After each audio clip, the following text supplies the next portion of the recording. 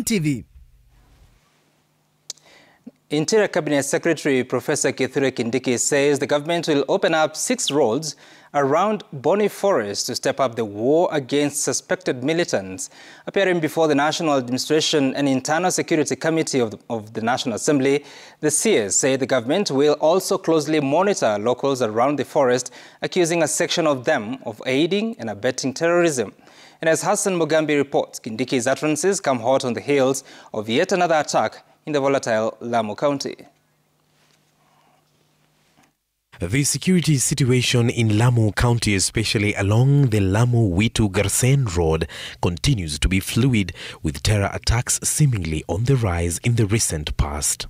The latest being Thursday, where suspected militants attempted to ambush around 300 IDPs taking shelter in Juhudi Primary School. Security personnel manning the camp, however, repulsed the attackers.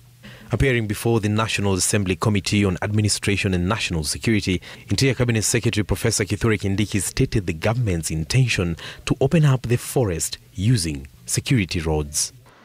Number one, we are going to open up 6 security roads in Lamu immediately. Number two, we are going to draw a cut line,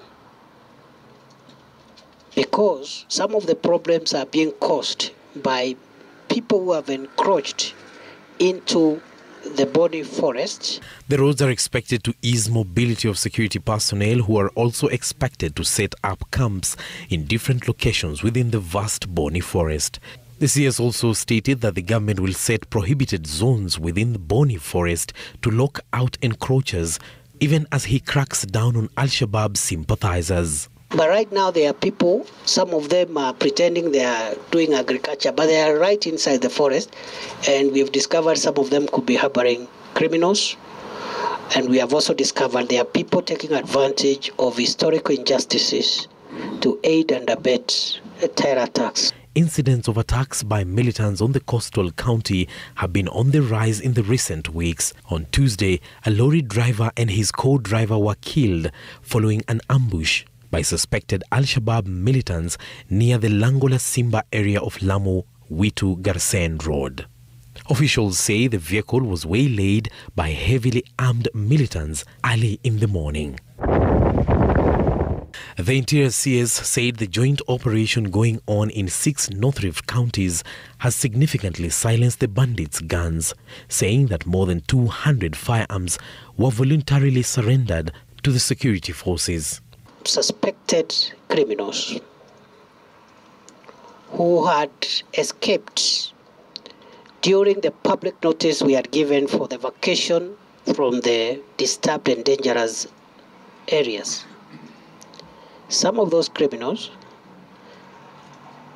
are trying to regroup and get back into the spaces from which they were repulsed or flushed out.